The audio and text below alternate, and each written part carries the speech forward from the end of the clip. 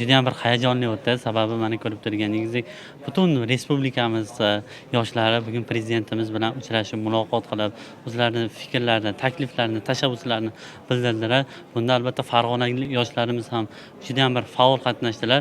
Davlatimiz rahbari mana bugun o'z so'zlarini yoshlar yetakchilari misolida boshlab berdilar. Sababi mana eng quyi tizimda, mahallada bugun har bitta mahallaga yoshlar yetakchilari lavozimi joriy etilib, bugun yoshlar siyosatini aynan mahallada olib boradi.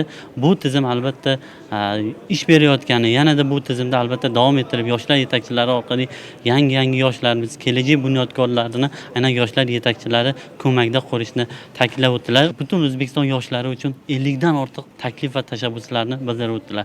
Bunda albatta mahalladagi yoshlar yetakchilarimiz bunga bosh bo'lib, har bitta eng chekka hududlarga, eng chekka mahallalarga ham aynan prezidentimizning tashabbuslari, takliflarini olib kirishga, yangi O'zbekistonni bir kelajakda birgalikda qurishga kamarbasta bo'lamiz.